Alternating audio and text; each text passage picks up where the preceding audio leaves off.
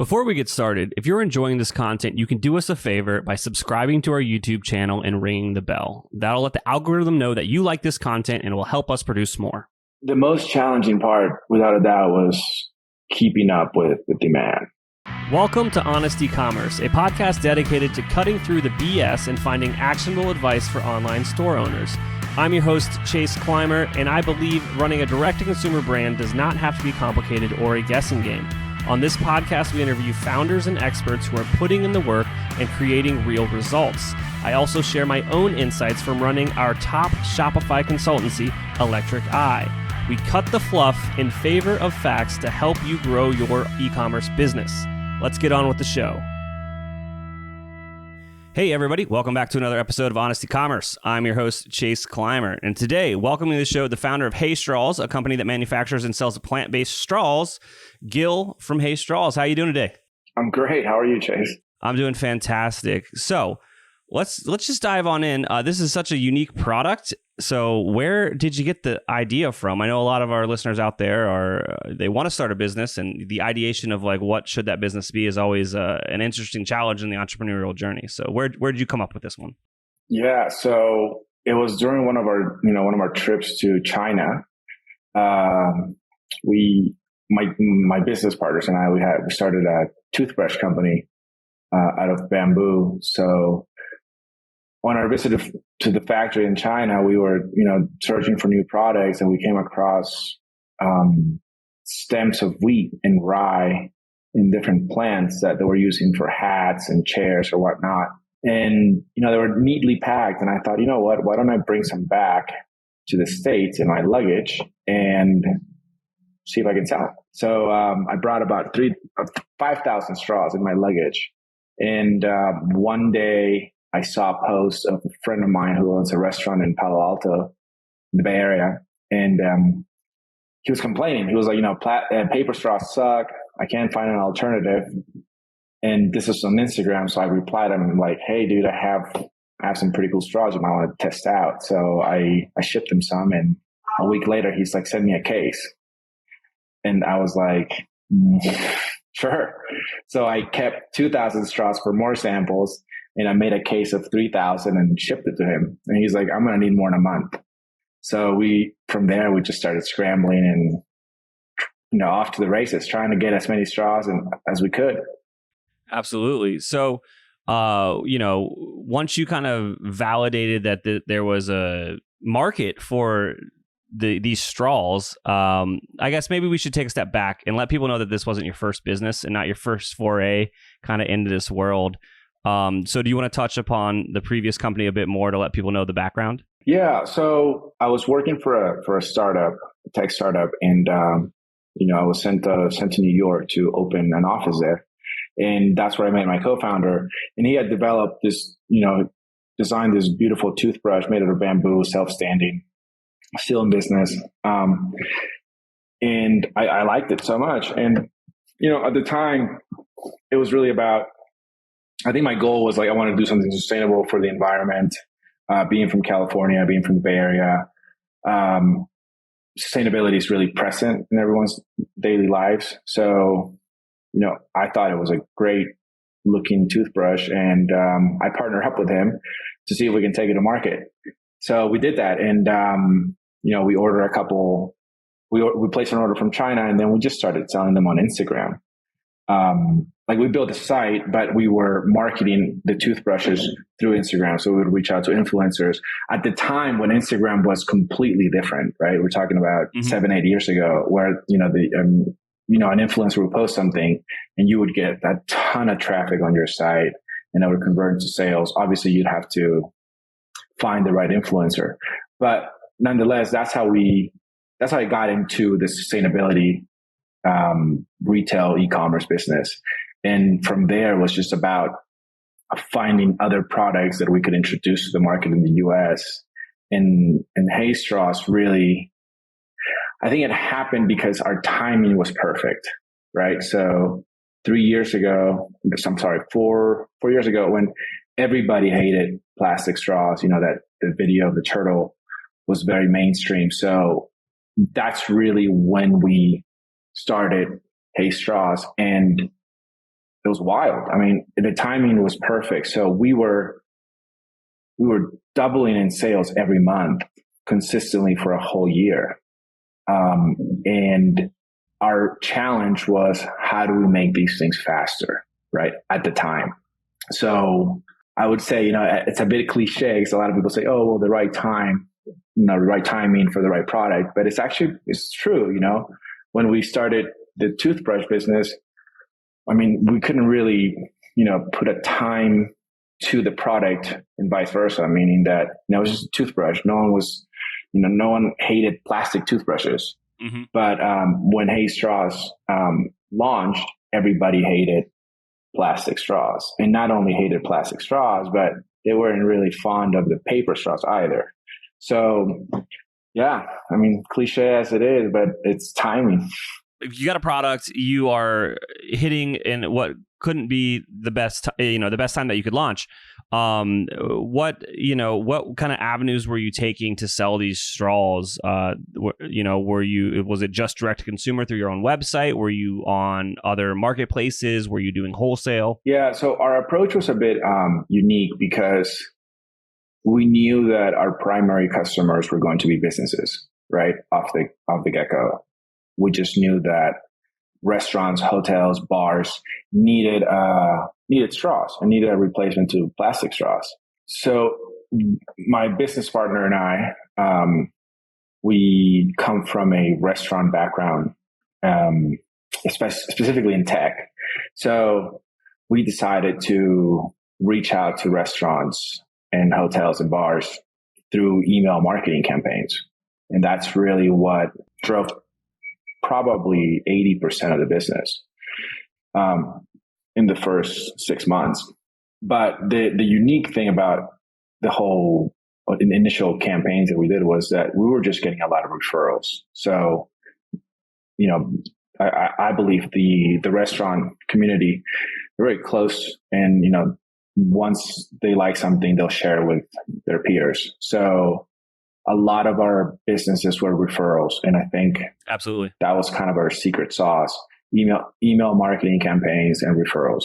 For those that are a little greener to this style of outreach, could you dive in a little bit more there and kind of explain how you were approaching it with kind of cold email as a tactic to really kind of get those opens and get, the conversation started at least? Yeah, I mean, it's a lot of testing, right? So in the beginning, you got to start with a list, right? Whether you buy that list or whether you build that list, there's different ways to getting a database.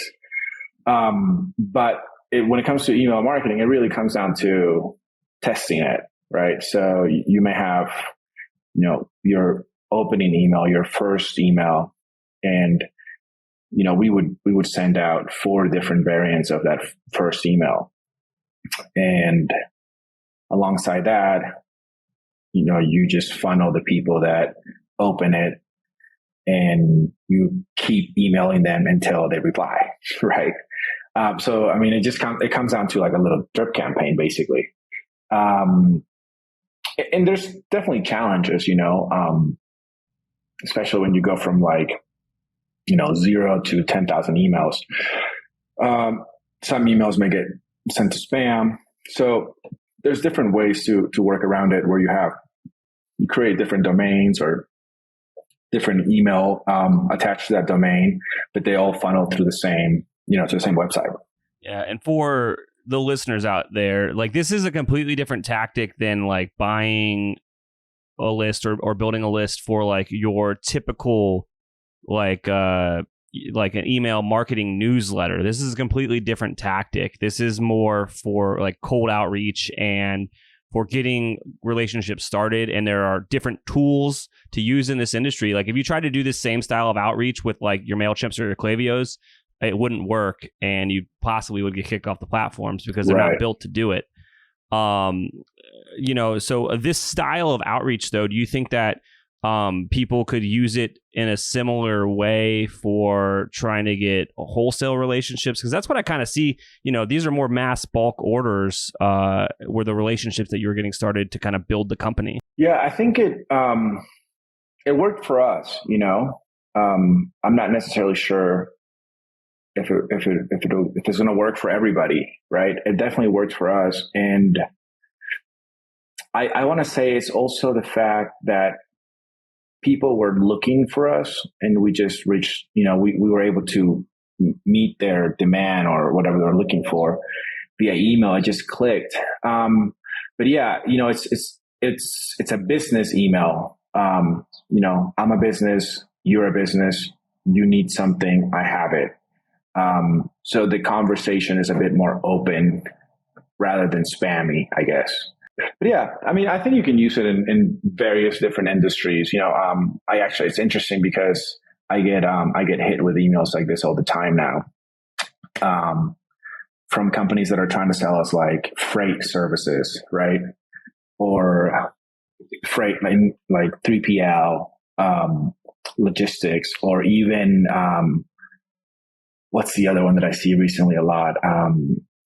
Marketing consulting. Right. So you get a lot of service, consulting, outreach. I think that cold email has its place, and there's one way to stand out, and it's very easy, and it's lead with value. Because if you're not actually making my life easier, you instantly are getting deleted. Right. And it wasn't all rosy. There was definitely times where, we would, get hit at spam or whatever. And at the end of the day, it's a numbers game, right? So it's not for us. It's not for you. Move on to the next one. And we try to avoid that, right? The spammy part, because it's really annoying, but we just did it because we knew that they needed our product, and that was the most effective way we could get in front of them. And they're quite affordable too. It's not super expensive. Yeah. You're definitely solving a problem that all these people had, so they almost were welcoming that conversation to get started. And then, right. Like you said earlier, once you got those kind of deals done, they had 1 million referrals because of how tight-knit the industry actually is. Right. And that got the flywheel started to kind of really ramp things up. Now, is the business the same today, majority wholesale, or are you guys now experimenting with direct consumer and marketplaces? It's primarily business related. I would say 70% of our business, it's B2B, right? And that B2B gets broken down between, distributors. So now we work with distributors because the industry that we're in, distribution is a huge part of it, right? So, for example, like, a restaurant, would rather have like 1 or 2 vendors where they buy everything from, rather than having like 100 vendors, and straws is such a insignificant, part of their purchasing activity, right? When you think about they're buying like rice, pasta, meats, whatever it is, straws is, it's not something they're thinking about. So, we started working with certain distributors so that now they sell our products in a more old fashioned way, where like there's a sales rep that goes and talks to them, gets the order. Or, the distribution company has its own website and people just go out and order from there. So, that's part of our business within that 70%. And then the rest is just the same thing, which is cafes, hotels, restaurant, bars. It's pretty broad, we have like steakhouses, we have like vegan restaurants, we have juice places, we have coffee shops, it's not, we have event centers. So it's a broad range of different types of venues and establishments, but they all have one thing in common, is that they serve drinks. So they need a straw. If you're struggling with scaling your sales, maybe Electric Eye can help. Our team has helped our clients generate millions of dollars in additional revenue through our unique brand scaling framework. You can learn more about our agency at electriceye.io. That's ELECTRICEYE.io. Mesa is the all-in-one answer for automating the everyday challenges of running a Shopify store. With automation, you can focus on the bigger picture, knowing that everything is still getting done reliably and efficiently. Join successful brands like Mudwater, Chubby's, and Golden that learned how to use clever workflows to get more done without more overhead. Whether you need order details in Google Sheets, products added in Etsy, or customer information updated in your CRM, Mesa connects your data where it's needed most. To put it quite simply, Mesa is a better way to work. Browse pre-made templates for Shopify's most popular apps to get your first automation up and running in minutes. Search for Mesa, that's M-E-S-A, in the Shopify App Store and download the app today. Is your store holiday ready? Now is the time to make sure you and your team are prepared for the busy season ahead. Gorgias, an omni-channel help desk built for e-commerce, has machine learning functionality that takes the pressure off small support teams and gives them the tools to manage a large number of inquiries at scale, especially during the holiday season. Gorgias combines all your different communication channels like email, SMS, social media, live chat, and even phone into one platform and gives you an organized view of all your customer inquiries. Their powerful functionality can save your support team hours per day and makes managing customer orders a breeze. Merchants can close tickets faster than ever with the help of pre-written responses integrated with customer data to increase the overall efficiency of customer support. Their built-in automations also free up time for support agents to give better answers to complex product-related questions, providing next-level support, which helps increase sales, brand loyalty, and recognition. Eric Bandholtz, the founder of Beard Brand, says, "We're a seven-figure business, and we have essentially one person on customer support and experience. It's impossible to do it without tools such as Gorgias to help us innovate." Learn how to level up your customer support by speaking to their team. Visit gorgias.grsm.io/honest. Mention this podcast when you sign up to get 2 months free. That's gorgias.grsm.io/honest. Our partner Rewind can protect your e-commerce store by automatically backing up your business-critical data. Rewind should be the first app you install to protect your store against human error, misbehaving apps, or collaborators gone bad. It's like having your very own magic undo button. Trusted by over 100,000 businesses, from side hustles to the biggest online retailers like Knix, Paul Mitchell, and Pampers. Best of all, visit rewind.com/honest-ecommerce to get your first month absolutely free. That's rewind.com/honest-ecommerce. Getting an online business off the ground isn't easy. So if you find yourself working late, tackling a to-do list that's a mile long with your 5th cup of coffee by your side, remember, great email doesn't have to be complicated. That's what Klaviyo is for. It's the email and SMS platform built to help e-commerce brands earn more money by creating genuine customer relationships. Once you set up your free Klaviyo account, you can start sending beautiful, branded messages in minutes thanks to drag-and-drop design templates and built-in guidance. And with e-commerce specific recommendations and insights, you can keep growing your business as you go. Get started with a free account at klaviyo.com/honest. That's KLAVIYO.com/HONEST. When you were kind of getting this off the ground, what would you say was like one of the most challenging parts of starting this business? I mean, the most challenging part, without a doubt, was keeping up with the demand. There was nobody making our straws at scale. Like, that didn't exist, right? These were being done manually for craft purposes. There was not necessarily a market for it. So we literally went to China and set up a factory because we had no choice. And that's a different, like completely different industry. Manufacturing has its own supply chain issues. And, it's not easy going from, 100,000 straws to 5 million straws a month. It's not easy selling that amount, but it's also not easy making that amount in a foreign country with a 30-day production lead time and a 30-day freight shipping time. So from a business perspective, you have a very cash intensive cycle, right? From production to sale. And you're doing two things, which is your marketing and sales on one side, and then you are manufacturing on the other side. But that was, I remember we we went to China, and we were with our investor actually at the time, and my co-founder, and we literally visited 7 Chinese cities in 10 days, figuring out where we're going to make these things.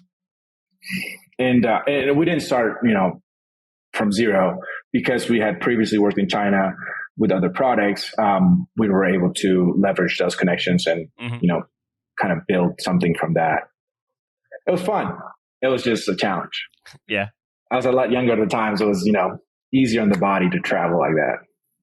Oh, I agree. It's that was a previous life. I was in a touring band. I traveled the country a lot, and these days I was like, I don't know how I did that. I'm sore from going to one conference this week. That's cool though, man. With what you guys are doing here, you've got a product that's very B2B, and you're kind of running it with almost like some of the direct to consumer playbook. Is there any other kind of parallels that you can draw with how you've tried to scale the company or keep it nimble, that you've kind of borrowed from that, more of that direct to consumer mentality? It's more about just adding value to your customers, right? So we started with straws, and then you go back to the drawing board, or you want to ask them for their feedback, and it's like, oh, we need a wider straw or whatever it is, that they need. And it's like, okay, so like, how do we make that for them? So we like the direct to consumer approach, because we were able to basically, control the journey of our customer from order to delivery to experience to feedback and to what else do we need to do, right? And I think the direct to consumer model is great. And it's probably, we probably are able to do it now compared to like 10 or 15 years ago, because now, there's a bunch of like logistic companies, fulfillment centers, and the websites are capable of, handling a lot of like website traffic and all. So I think that there comes a point where, you are in love with the direct to consumer in the D2C type of business, and you realize, this is great. And the next thing is like, what else can I do for my current customer, right? With this same model, in order to keep them engaged. But with that said, we also ventured out to retail. So, some Target locations carry our product. But yeah, back to e-commerce. This B2B, I guess, wholesale e-commerce can be challenging, because you're selling to customers and they have a very, old school way of purchasing. So here we come, this, young startup trying to sell things online. And that's the other thing, a lot of the business customers don't pay with a credit card, right? So they require, because you don't have any outstanding balances with anybody, right? Because you just, 2 days it clears your account, or if you're doing Amazon, it clears in 2 weeks, right? But now you have like a 30-day check coming your way. So you got to adjust your accounting, your books a bit so that money flows in the right way.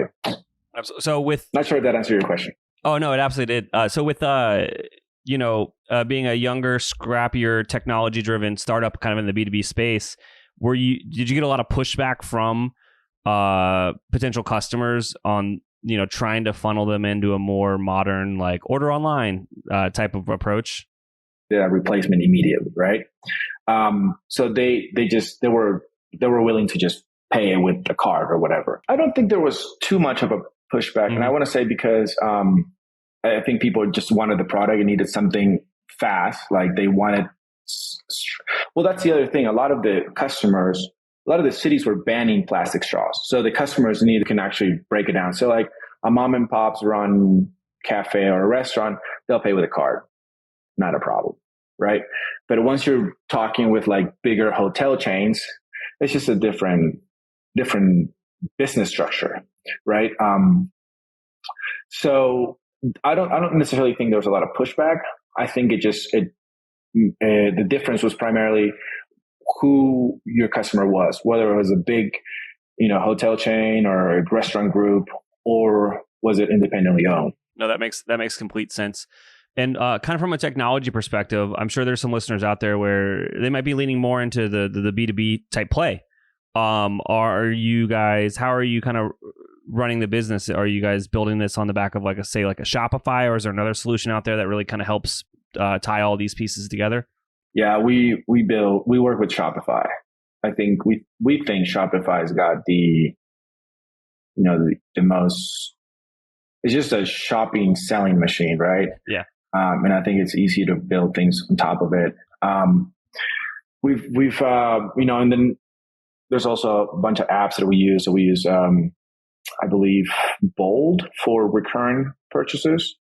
So we're like, a customer just, leaves their credit card there, and just every whatever amount of months or days or weeks, they get a new shipment. It's pretty intuitive.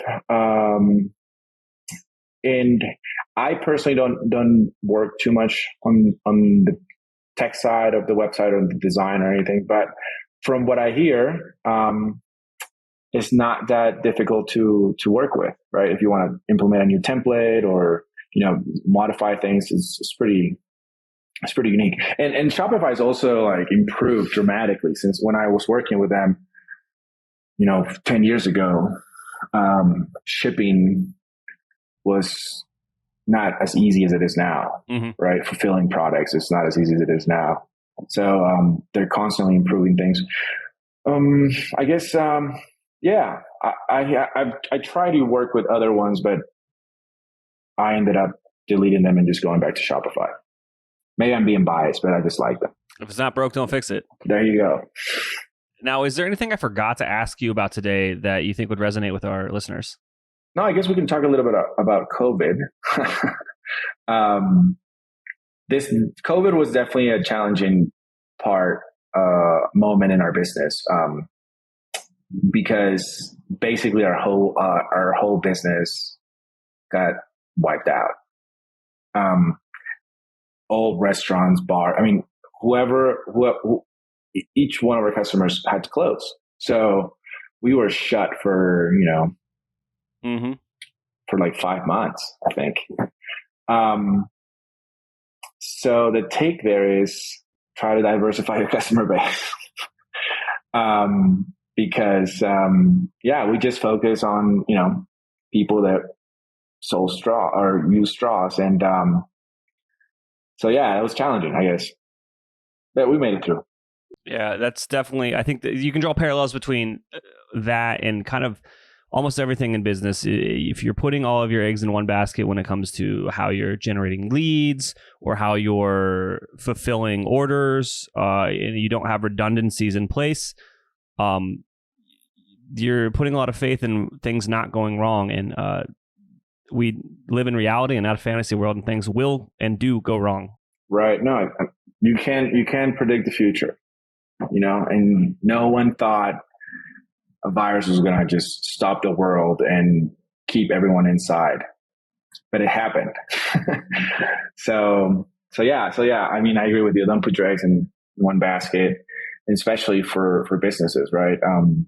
And you can apply the same concept to anything, whether it's, your marketing efforts.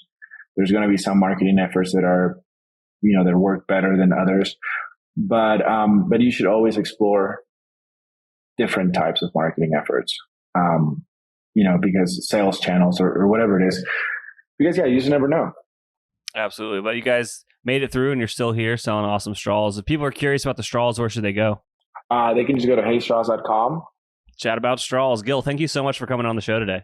All right. I can't thank our guests enough for coming on the show and sharing their knowledge and journey with us. We've got a lot to think about and potentially add into our own business. You can find all the links in the show notes. Make sure you head over to honestecommerce.co to check out all of the other amazing content that we have.